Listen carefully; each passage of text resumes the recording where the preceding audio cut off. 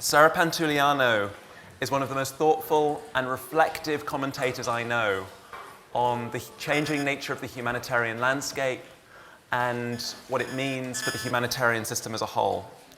She's director of the Humanitarian Policy Group at the Overseas Development Institute in London, and that places her at the head of a research team that stands between the policy world and the research world and gives her immense opportunity to ask really thoughtful, interrogative questions about the direction of travel we're all going in as a humanitarian ecosystem. Sara is a political scientist. A lot of her work has focused on conflict and its relationship to humanitarianism, particularly in Sudan, South Sudan, and the Middle East. She's the managing editor of Disasters Journal that publishes a lot of significant work on humanitarian questions. And I think she's really uniquely placed to give us a big picture overview of how humanitarianism is changing, the opportunities and constraints we face as a sector, and also what it means for our work on innovation. So Sara, we're really glad to have you. Thank you for being here.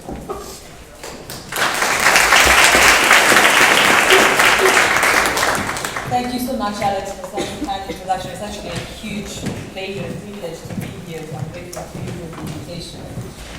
Let me start by saying Eid Mubarak, Kullu Sana wa Eid Tayyib to all colleagues maybe celebrating Eid today. Don't forget, we couldn't really be doing this on Christmas Day. So we are, it is Eid, so I wanted to make sure that I said that. So Alex has asked me to offer some reflections on the changing nature of humanitarian challenges and opportunities, and I thought I would use this 15-20 minutes to actually focus on what is the area that occupies 80% of humanitarian work, which is conflict, and really reflect more specifically on the changing nature of the challenges and opportunities of conflict environments. But I will try and make sure that my remarks remain relevant to the overall focus of the conference, which is on facilitating innovation.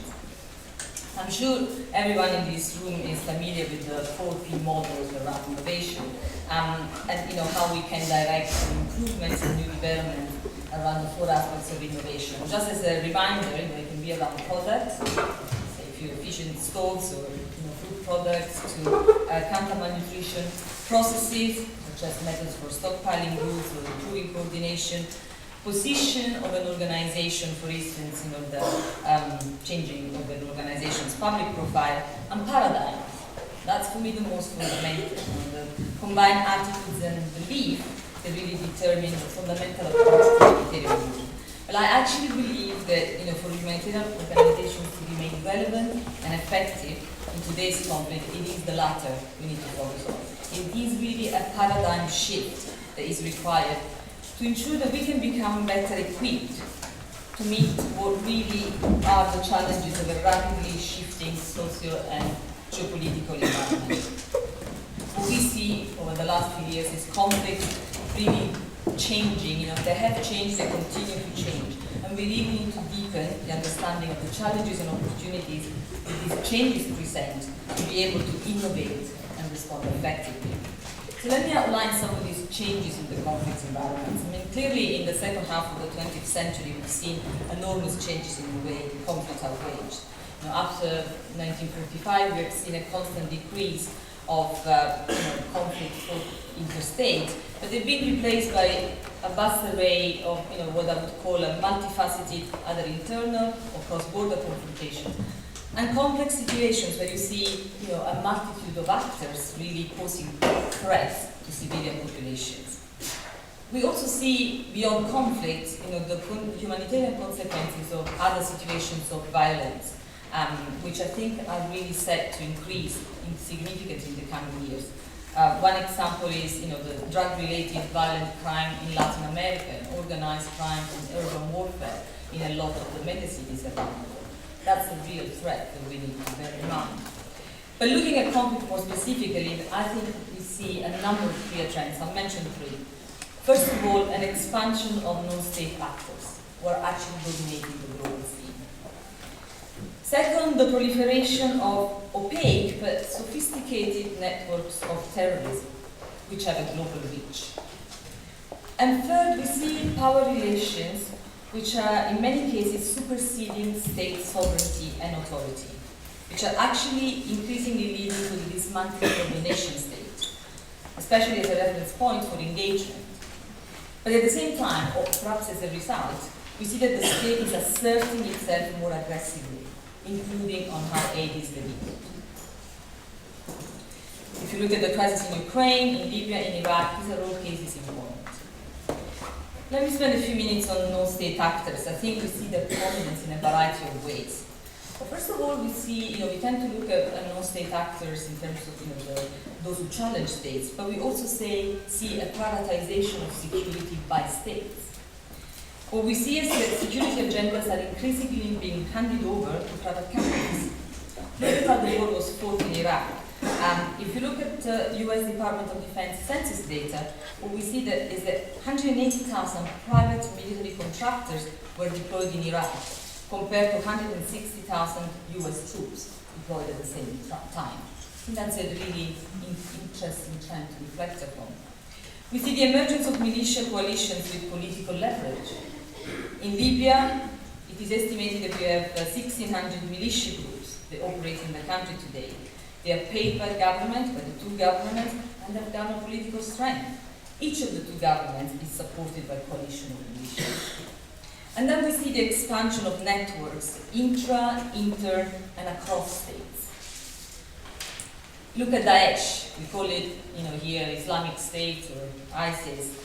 Daesh is really a global force with thousands of people, an estimated force of 200,000 fighters from Syria, Iraq, as well as Europe. In Libya, those networks are community and faith-based, not just political.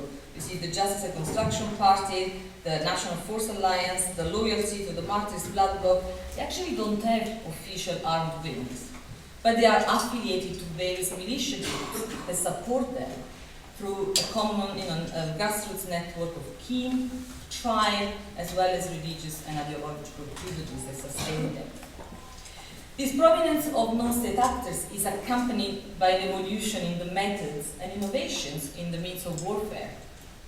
So what we see increasingly is the use of remotely controlled weapons and weapon systems, including so-called drones, and automated weapons in recent conflicts.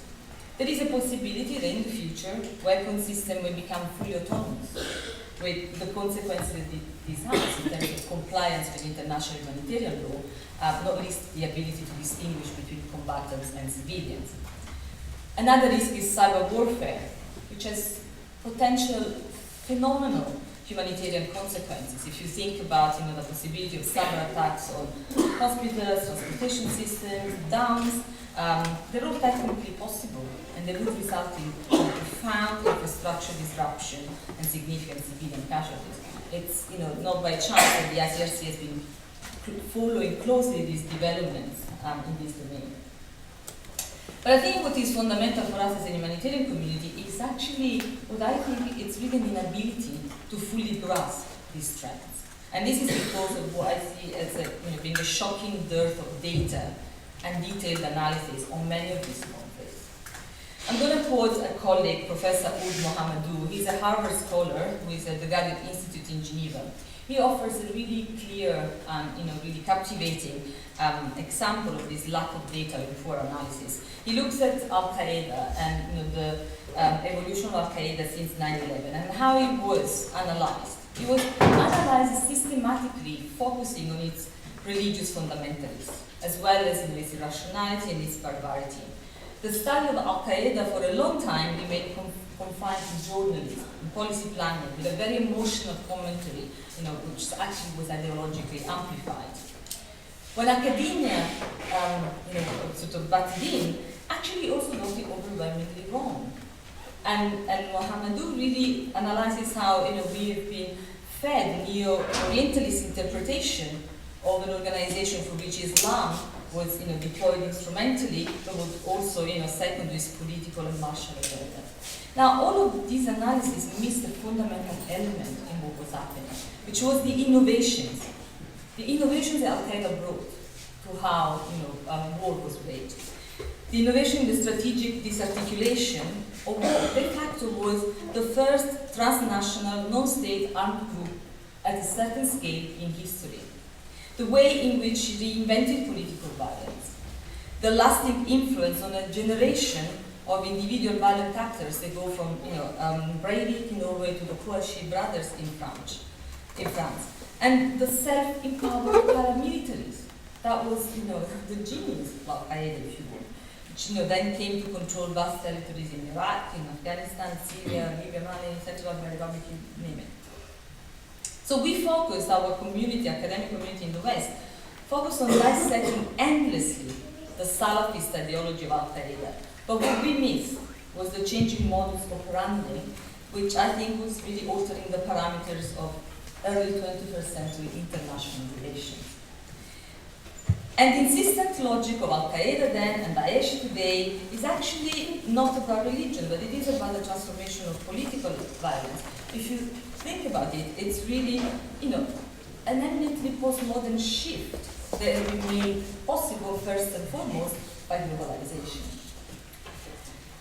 Now, the lack of this more sophisticated analysis and understanding of armed state groups, which dominates current conflict, for me, is also a consequence of the impact of counter-terror laws and measures. And this is because these measures have really prevented humanitarian organizations and others to engage systematically with proscribed groups. It's really difficult to maintain a sustained dialogue with these groups, and be able to understand better their motivations, the way in which they engage, the way in which they control territory. But on the other hand, one thing that really struck me, and this has been for a long time throughout my career as a humanitarian, is also the lack of familiarity with international humanitarian law, humanitarian principles of many humanitarian actors. If we were more conversant with the law and understood that better, we would know that engaging with these groups is actually our duty, is part of how we should discharge our responsibilities as humanitarian action. So what I see more and more is actually the traditional, established international humanitarian community being quite quick to call on the principles when it is convenient, but not really living up to this rhetoric in a number of situations. And actually more and more frontline humanitarian workers not being conversant with the law and the obligations of the parties, and what humanitarian engagement with belligerents really means. Which leads me to another set of critical trends and the challenges and opportunities in this presents. I think we are suffering a real crisis of legitimacy of the traditional humanitarian system. This is partly as a consequence of this perceived hypocrisy towards humanitarian principles, particularly independence and neutrality, but I think it's obviously more obviously linked to the evolution of international geopolitics. We're moving towards a new multipolar order. We see a diminishing influence of the West, and we see more and more developing country governments resisting the engagement of the international community support. In addition, northern NGOs are increasingly perceived as Western institutions or being aligned to Western political interests, and so they become the targets of this changing perspective. Their humanitarian role is no longer routinely accepted, and they actually plays more and more under significant political security scrutiny. We see more and more countries rejecting aid interventions because they perceive it as either irrelevant or they perceive humanitarian organizations as bringing dangerous imported values.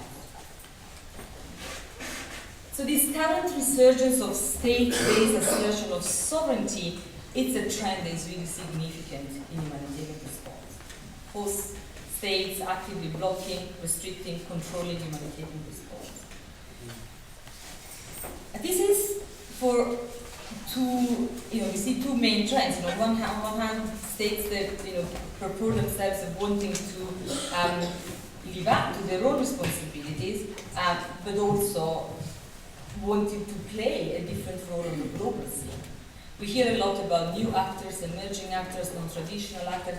We call these states, the BRICS, a number of middle-income countries, regional organizations, rising global actors. I think what is changing is their desire to use humanitarian action to assert themselves on the global stage, to also play a role, to use it in their foreign policy. And they approach humanitarian action with their own ideas, their own strategies, We've worked a lot in my team over the last 3-4 years to engage with a number of these member states. And what they say very clearly is they do not see themselves as supplementing the traditional humanitarian aid system. They all are looking at developing their own mechanisms, their own approaches to respond to humanitarian crises.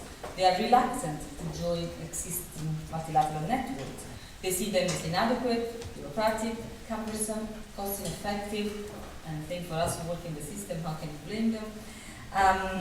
And they want to bring their own ideas, and their own strategic geopolitical interests. Now, this resurgence of state-based assertions is also accompanied at the same time by an increasing focus on the localization of humanitarian action. Local organizations have always been an important player, but recently we've seen that this role has assumed a new centrality in humanitarian discourse. We haven't quite figured out what it means, we haven't quite figured out how it's going to play out in practice, but we know that it's something that we need to tackle. If you look at the role of local organizations and diaspora groups in Syria, you see, around 600 to 700 local groups have been created since the start of the conflict, and the vital role that they play, a role that is really not captured by coordination mechanisms within the formal humanitarian sector. And we see the inability to really leverage what they offer to humanitarian response. Partnerships that they say themselves are a misnomer because they don't really focus on getting the best of what they offer in terms of capacities, expertise, knowledge, cultural proximity on the ground.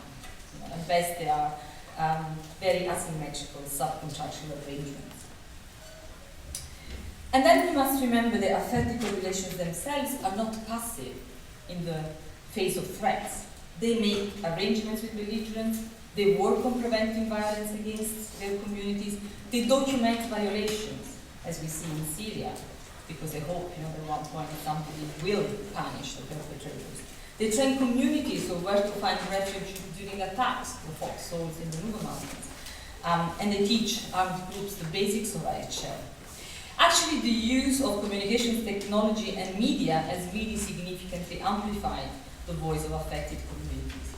We see new mobile technologies being used to make auto-assessment by crisis-affected communities themselves. And these, in long term, hopefully will empower them to be better involved in identifying needs and formulating responses. We've seen, thanks to mobile phones and the internet, the news get out of places where international organizations do not have access, and is the only way, we are reached by the news of what's happening in these places. But more interestingly, it's really the use of, apps to record incidents of document violations of IHL and IHRL, which I think are quite interesting. One of the World Humanitarian Summit meetings, this idea was floated of a virtual IHL hub that would actually centralize information of IHL violations. At the same time, we just seen yesterday the release of an app by Geneva Code to teach fighters about their obligations, fighter, not killer. Really interesting project that they've been taking forward for a number of years, which is now available as an app in Arabic, in French, and other languages. Now, this actually, in the long term, may challenge the priorities and ultimately the authority of the agencies, that is an important thing. So what does this all mean for humanitarian innovation? We're coming to an end, Alex. So innovations can be framed as incremental and continuous improvements of existing products, processes, decisions, and paradigms. And at the other end of the scale, some innovations can be far-reaching and really involve new and radical shifts in thinking about a particular product or service or an entire industry, as should be the case. Now, such radical or discontinuous innovations can lead to the obsolescence of existing organizations. And the process of innovation is often viewed as being at the heart of the creative destruction that this implies. So if we look at perhaps the most famous organizational paradigm innovation in the modern era, was clearly what a number of ICRC doctors did 35 years ago, breaking away from the ICRC post-Biafra to create a new organization in the sense of frontier. And that was really driven by a strong sense that the ICRC was was unable to adapt and change to match the political realities of providing aid in conflict settings with a clear religion. Today, if I'm looking at humanitarian response, I see some of these tentative paradigm shifts on a low key, but there is a lot of lessons that can be learned from them, and they're really interesting. The most clear I see is actually the response in South Kordofan, where we see a number of local organizations really being at the forefront of the response, and international organizations taking a very different role, the roles of enablers, of supporters, of those who accompany the response, putting themselves in question and supporting the local organizations in what they do. I think implicitly that is the paradigm shift that we need. A UN multilateral system which sits there as being focused on setting norms and standards, but not implementing. International organizations, NGOs, they are focused on supporting local responses as enablers, not delivering, with very few exceptions, and advocacy, that is critical. So I think in many ways, today we need our own version of an MSF revolution for the humanitarian system as a whole, and one that really needs to be attuned to the innovations that are happening around us, and one that really requires us to be more introspective in the way we think about innovation.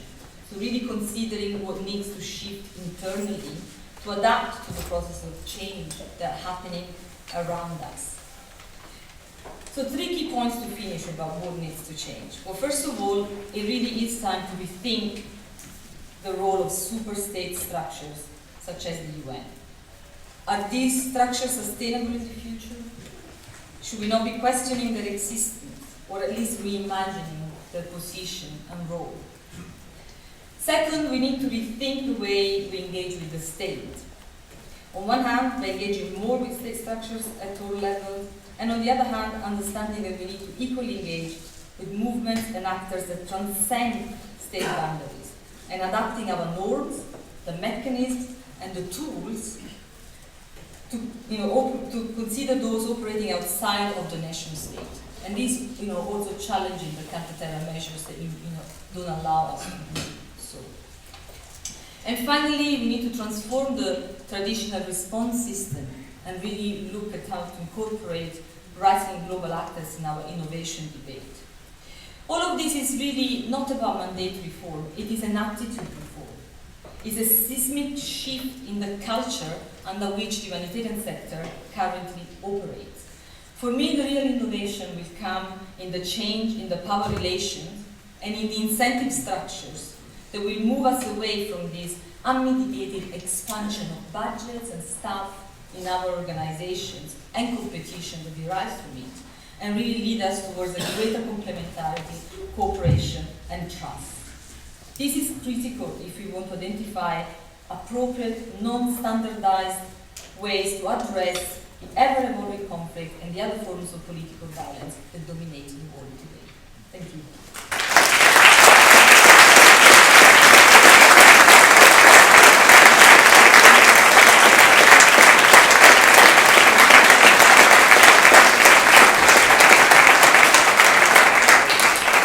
Thank you. That was wonderful, visionary, and sets us up very well. I think it would be really remiss if we moved on to the next session immediately without at least allowing a couple of questions in response to that. So, just in the very brief space we have, are there any reactions or questions anyone would like to put to Sara?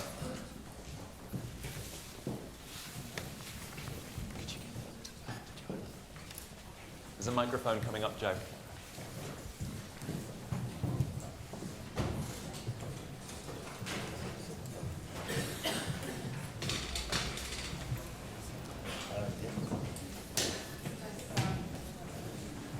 Thanks, Sara. That was really helpful as ever. I really like your vision, and I guess my question would be, what are the incentives or the disincentives for that change? So where are those pinch points where you could actually leverage that shift in culture? Thanks. Do you want me to take 2 or 3? No, go ahead. No, okay. Well, I think incentives are very much linked to this, to the way we reward performance in our organizations, and ultimately can only come from within. Each organization has to be real appetite to transform themselves in a way that is more meaningful. You know, the leaders of many humanitarian organizations are rewarded if they bring more money, if they expand their staff, if they grow the organization in a business-like way. They're not rewarded if they actually able to support a growing number of local actors or show that their partnerships are meaningful. Now there is a line of thinking that places a lot of the onus on the donors to affect this change. I disagree. I think it has to come from the organizations themselves. If they want to be true to their mandate and true to the way in which they support affected communities, the onus is on them to change. And ultimately, in the long term, it will only be the organizations that are able to transform rapidly and adequately that will continue to be able to operate. Increasingly, organizations that don't transform will become irrelevant, will be unable to operate, will only be able perhaps to discharge duties in those situations where there is no empirical sovereignty, but more and more states will not tolerate the way in which we carry business today. Let's take one more question down here from Kim.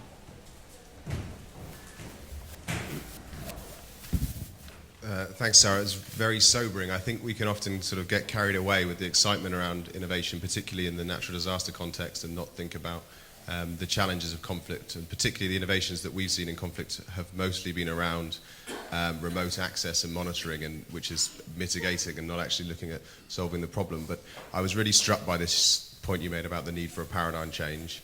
But I just don't see those kind of debates taking place. And I'm wondering how you think that will happen, and do you think it's possible that these small seeds of innovation will lead to more catalytic change, or does it have to be something more disruptive?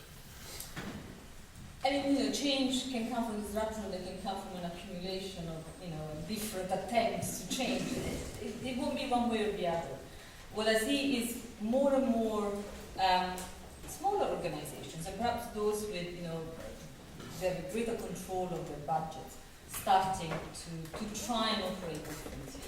I'm actually struck by the fact that what I see in terms of trying to work differently in conflicts, often comes from faith-based networks, be that Christian or Muslim. The faith doesn't exist as in the case of the Philippines, actually, but it's interesting that they're the ones that are experimenting more, they're innovating more in those contexts. And they're the ones who are really putting themselves in question more. And maybe because they're closer to local action, to the partners, they hear it more from the people they work with. I don't know where it's coming from, but I think there is quite a lot of significant experimentation there that we need to capture better. That's why I use the example of South Kordofan. Unfortunately, because of the political situation in Sudan, it's not one that can be written about or described, because you will endanger the very nature of the response. But it's really interesting what is happening there and the way in which we see international NGOs reframing their role. Sara, that was such an inspiring and visionary way to start our second day. Thank you so much for giving the keynote address today.